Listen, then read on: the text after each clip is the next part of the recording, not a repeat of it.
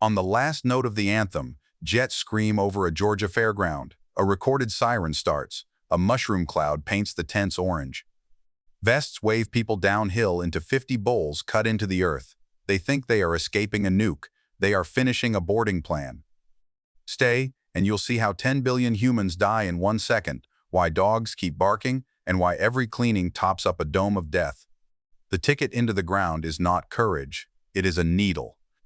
Years before that fairground stampede, the chosen walk into a clinic that feels ordinary on purpose. A clipboard, a signature, a chair that tilts back like any other infusion room. A nurse smiles the way clinics always smile. Just a routine nanosession, she says, as if the future is a vitamin shot. What enters the vein is not armor for the outside air. It is a scrub for killers already living in human bloods, so when the later signal comes, these bodies do not shred themselves from the inside. Sign the form, and you have a boarding pass. Refuse it, and Convention Day will not save you. You would sign that form. Most of us would. Medicine arrives long before anyone says the word silo. Would you ask what the machines are hunting? Or would you take the clean feeling and go home grateful? A pass still is not enough. The planners still have to move a huge inoculated crowd into the earth on a deadline without ever naming the real weapon. So they build cover stories instead of briefings. Farmland politics, nuclear waste theater, a 50-state fair where kids think the bowls are rides. Under the tents, 50 lids, 50 silo heads dressed as festival architecture, volunteers are told to herd, not to explain.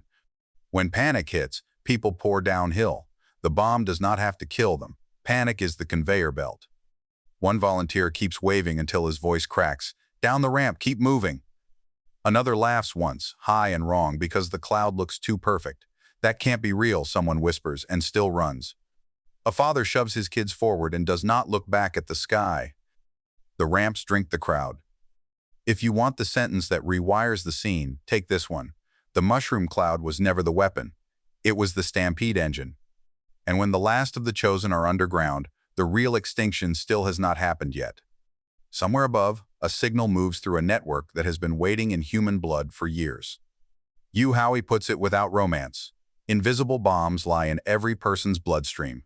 The nanos were able to target based on species. The original threat, he says, was built around race by elements in the Middle East and Israel.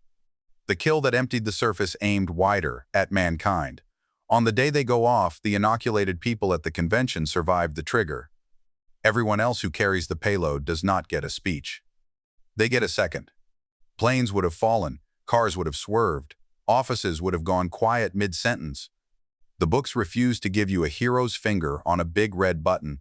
There is no satisfying villain close-up.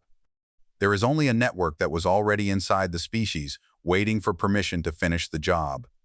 Remember the fairground cloud? That was theater. This is the actual kill. Now stand on a shoulder of interstate and look. Drivers are slumped over wheels with almost nothing you'd call a wound. Some bleed from nose or ear. Some look asleep. The asphalt is bright. The sky is stupidly clear. A dog is barking at a door that will never open. Birds cut across the lane lines as if the commute still exists. Crops in the fields do not care. The machines were not built to end biology. They were built to end one animal that writes laws and digs holes. A woman presses her palm to a window and cannot find a bullet hole. He's not hurt, she says, and here's how useless the word is. The dog answers her anyway. A child on the median asks the only honest question left. Why is the dog okay? Walk another 100 yards and the pattern repeats. Quiet cars, living animals, human bodies that look unfinished as crime scenes. You keep hunting for blast damage because your brain wants a nuke story. The road refuses to give you one. That is the image that should follow you out of this story. 10 billion human deaths that do not look like a battlefield because the battlefield was a bloodstream. Inside the silos, the survivors tell themselves they outran the end of the world. What they outran was the first pulse. The air beyond their doors is not empty. It is stocked. The clinic scrubbed what was already in the blood. It does nothing against a fresh dose riding in on a breath. Walk outside unprotected, and you take the killers back in. Thurman and Donald later proved the ugly middle case, ravaged by outside air, patched with more good nanos, put back under because good and bad are not moral words here. They are dosages and loyalties. Howey's own answers keep circling the same hinge. The good nanos. Everyone in the original silos had them. That is why they did not die on the day the planet's humans did. It is also why a later walk across open ground can still go wrong if the dose is thin. Sleep cycles can top the treatment up. Leave early, and the math turns against you. So why send cleaners out at all? Because the planners did not only want a massacre, they wanted a perimeter. The nanos are programmed to hold a dome of death around the silos so no community climbs out early and restarts the old world on the hill. Elsewhere, nature can thrive. Near the silos, the sky is a cage. Far hills can look greener on purpose, an invitation you are not meant to accept. Leave nothing to chance. Each cleaning's airlock exhaust replenishes the nanos in that dome about once a year per silo. The ritual that looks like punishment is also logistics. The suit, the camera, the doomed walk to the lens, those are theater. The spray is supply. The airlock seals, white mist vents outward on schedule. It's just residual mist. A voice on the radio lies, the way institutions always lie when the calendar matters more than the man in the suit. He watches the plume feed the bright haze and finally names what the ceremony is for. Cleaning kills because cleaning refills the thing that kills. Put the chain together, and the silo stops looking like an arc.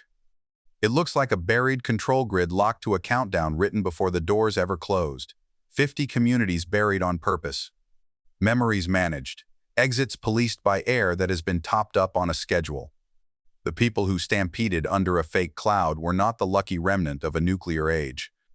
They were inventory moved into position before a species-wide kill switch finished the surface. Juliette Nichols' personal fate is another road. We've walked that one before.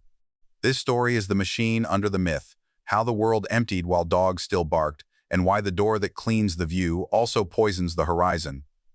If one step unsettles you more than the rest, the fake bomb, the same-second silence, or the yearly top-up, say which one in the comments. Share this with someone still arguing it was just nukes, and subscribe if you want the next story cracked open the same way.